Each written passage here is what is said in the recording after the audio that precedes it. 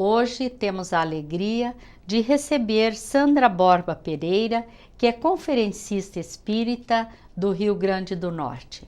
Ela vai nos falar sobre o Evangelho segundo o Espiritismo. A mensagem do Momento Espírita será Ele, o Cristo.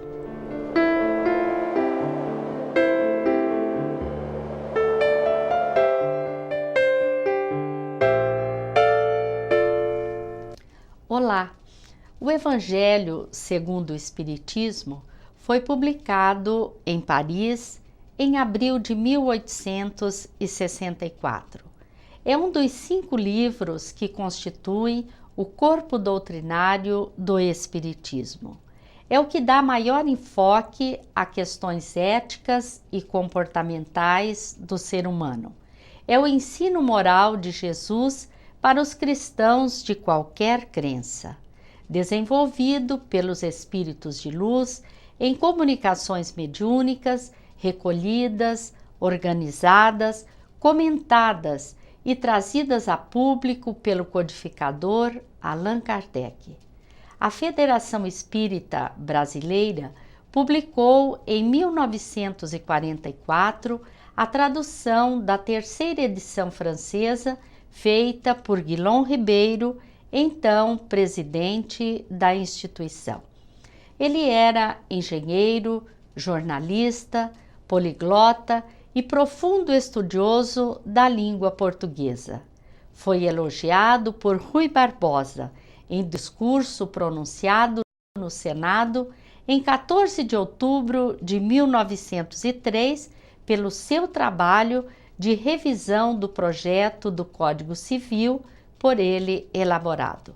Comemorando os 150 anos desta obra, em benefícios à humanidade, vamos conversar sobre o Evangelho segundo o Espiritismo com Sandra Borba Pereira, educadora e conferencista do Rio Grande do Norte, depois do Momento Espírita.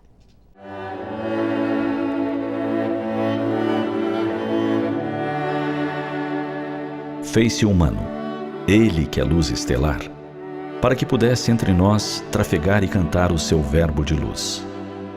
Fez-se simples, ele que conhece e compreende toda a complexa e grandiosa estrutura do universo e as leis do Criador. Exemplificou a humildade, mesmo tendo em suas mãos o destino de todo o planeta.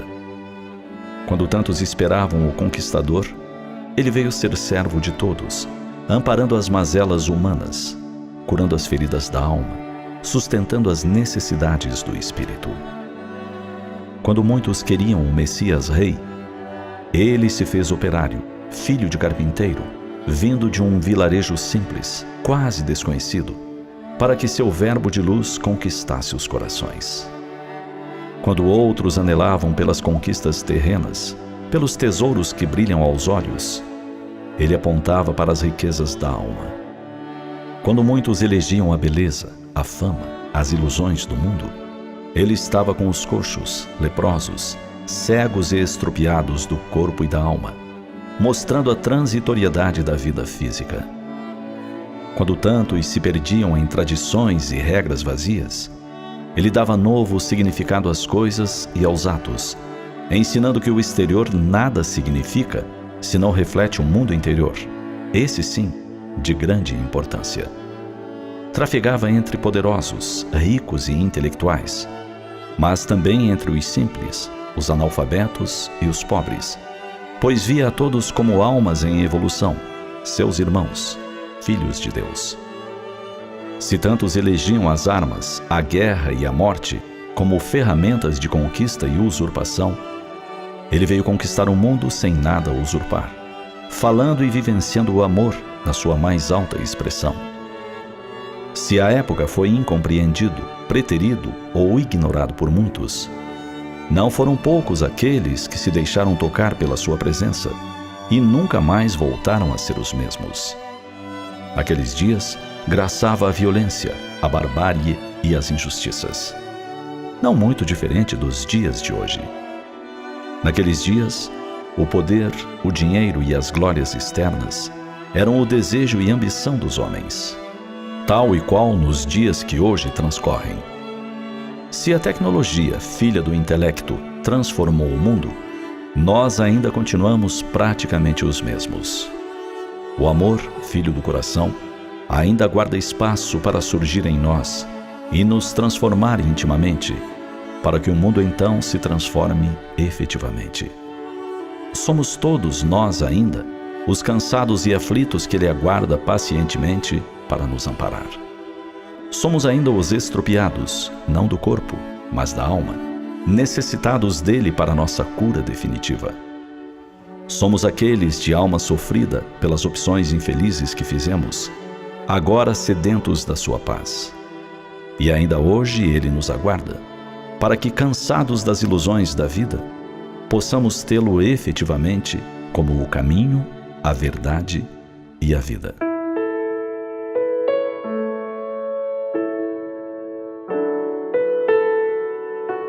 Jesus Cristo é sempre a melhor resposta para todas as nossas necessidades, anseios e carências. Como há mais de 2000 anos, Ele prossegue o pastor fiel, o jardineiro das almas, nosso Mestre e Senhor.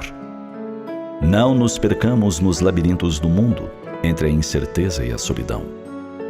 Entreguemos nossas vidas ao amor não amado e sintamos os benefícios da sua presença em nós. Façamos isso. Ele, o Cristo, é o título desta mensagem que está no CD número 24, que é produzido pela Federação Espírita do Paraná. Vamos conversar com Sandra Borba Pereira sobre o Evangelho segundo o Espiritismo. Olá, Sandra, é uma alegria muito grande receber você neste programa. Nós estamos comemorando 150 anos de publicação do Evangelho segundo o Espiritismo. Por que o título Segundo o Espiritismo e qual o objetivo desta obra? Ivone, nossa alegria, né, estar aqui, todos os telespectadores. Na verdade, a primeira edição saiu com o título Imitação do Evangelho segundo o Espiritismo. Entendida a imitação como um chamamento a uma prática, a repetir Jesus, ou seja, imitar a Jesus na vivência, né, da mensagem que ele veio nos trazer. Posteriormente, por sugestão de companheiros, Kardec muda para o Evangelho segundo o Espiritismo.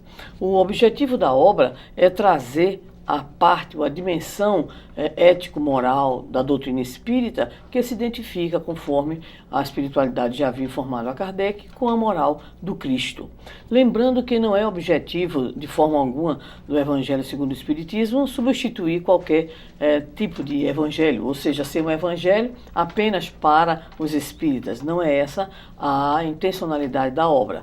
Kardec coloca muito bem que em 5 partes nós poderíamos dividir as matérias do Evangelho.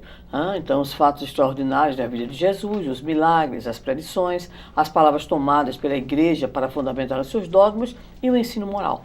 Então, o grande objetivo da obra é trazer esclarecimento e consolação a partir dos ensinos de Jesus, o ensino moral de Jesus, à luz dos princípios da doutrina espírita, que é muito importante que a gente enfatize, né? À luz dos princípios da doutrina. Esse é o significado de segundo, não é? Segundo, exatamente, a partir dos princípios da doutrina espírita. Sendo esta obra toda pautada nos ensinos de Jesus, o que o Espiritismo nos diz sobre Jesus? Em primeiro lugar, lembramos a própria questão 625 do Livro dos Espíritos, quando Kardec indaga sobre o modelo, né, aquele que deveria ser o grande modelo da humanidade. E aí a resposta mais curta, inclusive, do Livro dos Espíritos, Jesus. Não foi respondido Cristo, foi respondido Jesus para localizar aquele Jesus de Nazaré. Então, Jesus é para nós o modelo, o guia para a humanidade.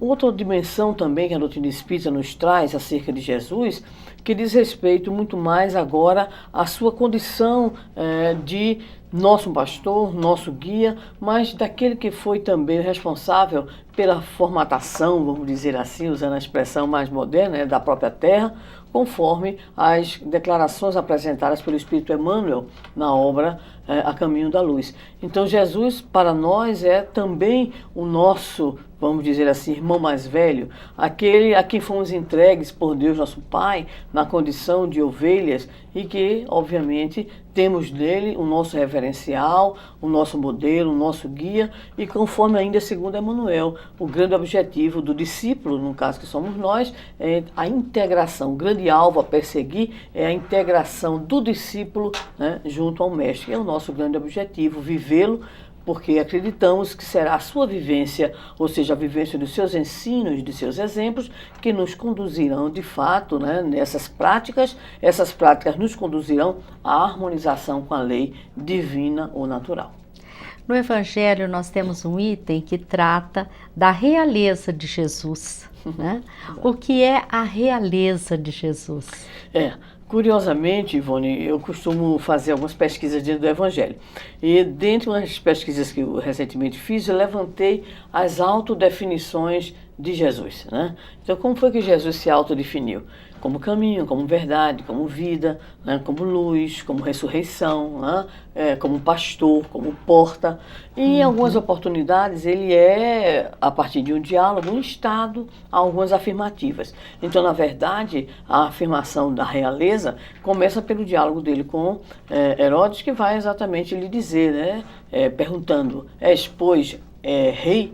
E ele vai dizer, tu dizes, sou rei, né? Mas meu reino não é deste mundo. Nós entendemos o sentido de realeza como um sentido de superioridade, de referência, né?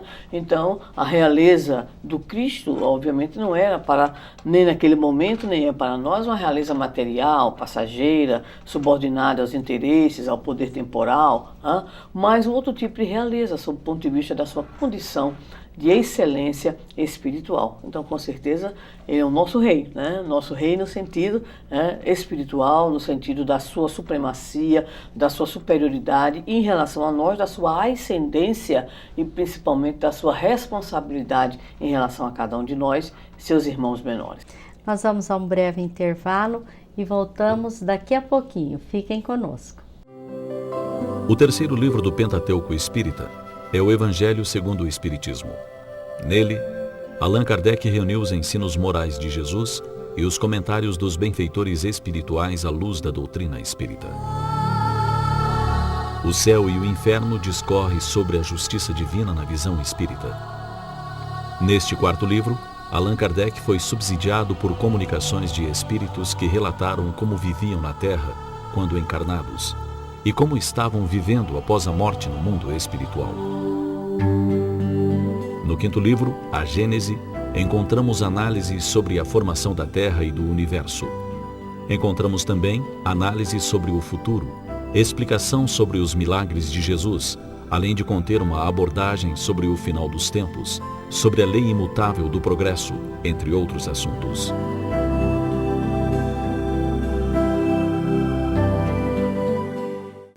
Hoje estamos conversando com Sandra Borba Pereira. Estamos falando sobre os 150 anos do Evangelho segundo o Espiritismo. Sandra, para nós vivenciarmos o ensinamento de Jesus, ou os ensinamentos de Jesus, nos falta conhecimento ou entendimento do seu Evangelho? Acreditamos que as palavras conhecimento e entendimento, né, podem gerar alguma dificuldade maior nossa de compreensão.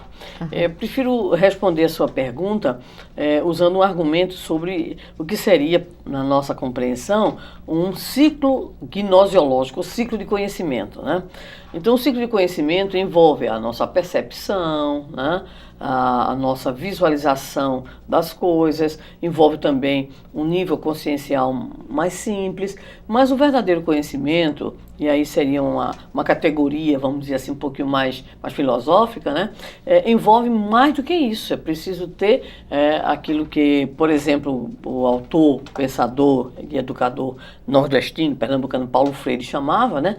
Uma curiosidade epistemológica, que ele diferenciava da curiosidade simples. A curiosidade simples é aquela que você só pergunta, vai perguntando, tudo bem. A epistemológica, ela aprofunda. Ela, vamos dizer assim, afunila, né? Ela vai às raízes, vai às causas. Então, não basta uma informação acerca do Evangelho, não basta que nós saibamos uma parábola ou outra, um ensino ou outro, citar um milagre ou outro, não é isso. Então, o Evangelho, para ser de fato vivenciado, ele precisa mais do que o nível superficial da informação. É preciso que a informação se transforme em conhecimento, e esse conhecimento ele possa ser internalizado no sentido de mudanças. Então, há de fato conhecimento da nossa parte acerca dessa ou daquela matéria, quando nós conseguimos então aplicar, quando nós conseguimos ter um sentido de praticidade daquele tipo de informação que nós temos, né? Então, há uma compreensão de que a palavra evangelho é boa nova, né? Boa notícia, né? Então, qualquer boa notícia, ela obviamente produz algo não apenas no campo intelectual, mas também no próprio campo emocional, né?